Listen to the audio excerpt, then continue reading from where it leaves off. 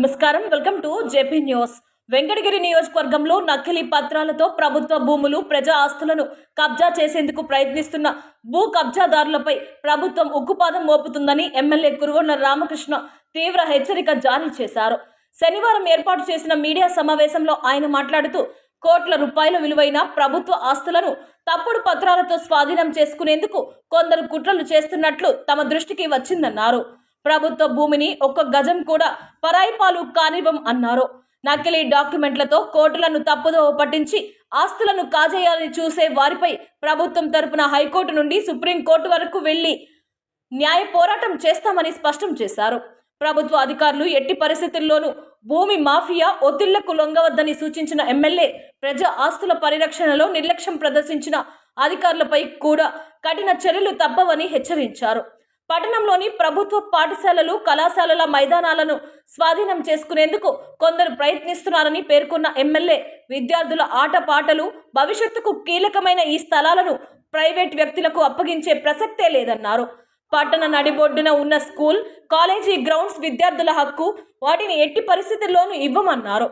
గతంలో వేలంలో కొనుగోలు చేసిన వారికి అవసరమైతే పట్టణానికి దూరంగా ఉన్న ప్రత్యామ్నాయ ప్రభుత్వ స్థలాలను కేటాయించే అంశాన్ని పరిశీలించాలని అధికారులకు సూచించామని తెలిపారు. నియోజకవర్గంలో చట్టాన్ని అతిక్రమించి ప్రభుత్వ భూములు, ప్రజా ఆస్తులను దోచుకోవాలని చూసే వారిని ఉపేక్షించబోమని ఎమ్మెల్యే స్పష్టం చేశారు. విద్యా సంస్థల స్థలాలు, ప్రభుత్వ భూముల రక్షణ విషయంలో ప్రభుత్వం రాజీ పడదని, అధికారులు వెంటనే స్పందించి చట్టపరమైన చర్యలు చేపట్టాలని ఆదేశించారు. ప్రజా ఆస్తుల పరిరక్షణ కోసం అవసరమైతే ఎంత దూరమైనా వెళ్లేందుకు సిద్ధమని ఎమ్మెల్యే చేసిన వ్యాఖ్యలు నియోజకవర్గంలో చర్చనీయాంశంగా మారాయి. మా నాయకులకి అందరూ కూడా పేరు పేరు నమస్కారాలు తెలియజేస్తూ, ఈరోజు వెంకటగిరి నియోజకవర్గంలో కేంద్రంలో జరుగుతున్న కొన్ని అక్రమాలు, ప్రభుత్వ భూముల కబ్జాల ప్రయత్నాలపై ప్రజలను, అధికారులను అప్రమత్తం చేయడానికి మరియు ప్రభుత్వ పక్షాన మా ఖచ్చితమైన విధానాన్ని స్పష్టం చేయడానికి ఈ ప్రెస్ మీట్ ఏర్పాటు చేయడం జరిగింది. అదేవిధంగా నకిలీ పత్రాలతో ప్రభుత్వ ఆస్తులను కబ్జా చేయాలని ప్రయత్నాలు చేస్తున్నారు. అధికారులకు కూడా నేను తీవ్రమైన హెచ్చరిక చేస్తా ఉన్నా. ఎందుకంటే ఈ నకిలీ పత్రాలు తీసుకొచ్చి కోర్టు డైరెక్షన్లు తెచ్చి కోర్టు ద్వారా చెప్పి వాళ్ళకి ఇచ్చే ప్రయత్నం చేస్తే మాత్రం వాళ్ళ మీద కూడా గట్టి చర్యలు తీసుకుంటాం. హెడ్ క్వార్టర్ లోనే కొంతమంది భూబకాసులు నకిలీ పత్రాలు తెచ్చుకుని కోట్ల రూపాయల విలువైన ప్రభుత్వ ఆస్తులను కబ్జా చేయాలని చూస్తున్నారు. అదే మరియు గట్టి ఆదేశం ఒకటే, మీరు ఏ పేపర్లు వచ్చినా కానీ వాటిని కూడా ఖాతరు చేయొద్దు. అవసరమైతే సుప్రీంకోర్టుకి వెళ్దాం. కాబట్టి వెనకడుగు వేసే ప్రసక్తి లేదు. అధికారులు ఎట్టి పరిస్థితుల్లోనూ ఈ భూమాఫియా ఒత్తిళ్లకు లోను కాకూడదని కూడా తెలియజేస్తా ఉన్నాం. అదేవిధంగా సుప్రీంకోర్టుకైనా వెళ్తాం. నకిలీ పత్రాలతో ప్రభుత్వ భూములను కాజేయాలని చూసే వారికి వ్యతిరేకంగా ప్రభుత్వం తరఫున వెంటనే అప్పీల్కి వెళ్ళి అవసరమైతే హైకోర్టు నుంచి సుప్రీంకోర్టు వరకు వెళ్ళి పోరాటం చేసైనా సరే ప్రభుత్వ ఆస్తులను కాపాడుతామని చెప్పని కూడా తెలియజేస్తా ఉన్నాం. అదేవిధంగా ప్రభుత్వ భూమిని ఒక గజం కూడా పరాయి కానివ్వము. ఇందులో నిర్లక్ష్యంగా వ్యవహరించే అధికారులపైన కూడా కఠిన చర్యలు ఉంటాయని చెప్పి తెలియజేస్తూ ఉన్నారు.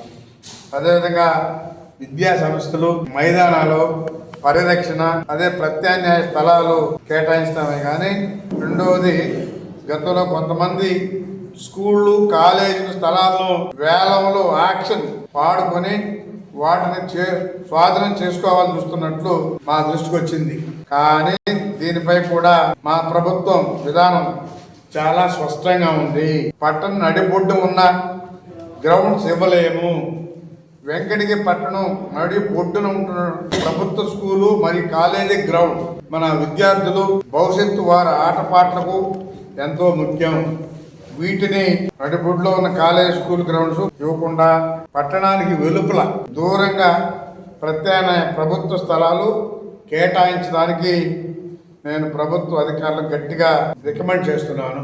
అదేవిధంగా వెంకటగిరి నియోజకవర్గంలో చట్టాన్ని అతిక్రమించి నకిలీ పత్రాలతో ప్రభుత్వ ప్రజా ఆస్తులను దోచుకోవాలని చూస్తే అదే చూస్తూ ఊరుకునేది లేదు.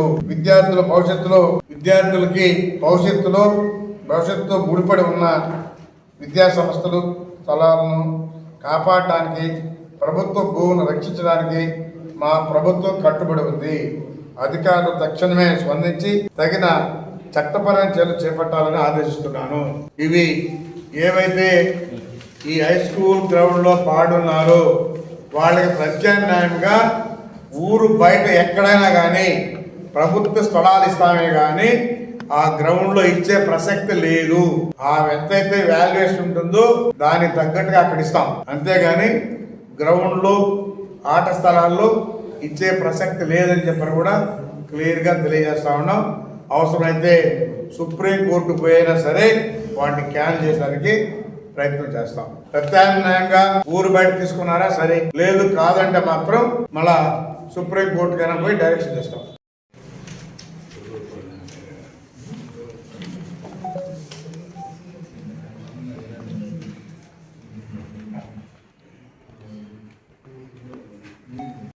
పేపర్లో రావాలా, టీవీలో రావాలా, మనం అందరం కలిసి కాపాడాలి. అది కూడా ఆ రోజుల్లో ఎంతో మంది జోలు బట్టి వసూళ్లు చేసి అది కొనుగోలు చేసేటువంటి స్థలం అది.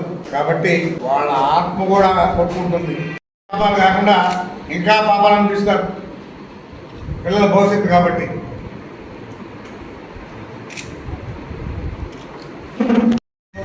వచ్చే వినియోగించుకోవడానికి కూడా అవకాశం ఉంటుంది. 2009 చట్టుకుంటారన్నారు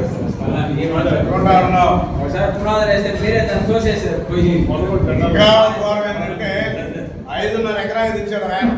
5.5 ఎకరా, అది కూడా high school boys ZP boys school. అది కూడా ఎంతమందికి చుట్టేవులే.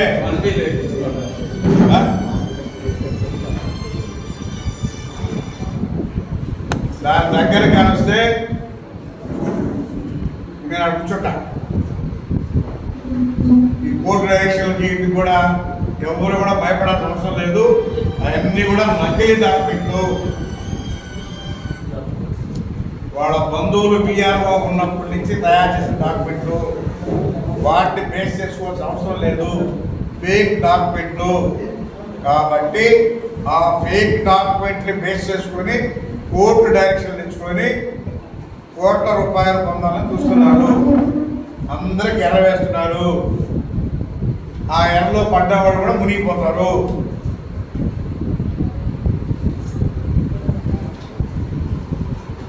ఆయన అమెరికా పోయి ఆడికి పిలిపించారు పోలీసులు. డాక్యుమెంట్ పెట్టుకున్నది రిటైర్డ్ అయిన తర్వాత కోర్టులో డైరెక్షన్ తెచ్చింది. చెప్పండి, కోర్టు డైరెక్షన్ కూడా భయపడబడ్డా.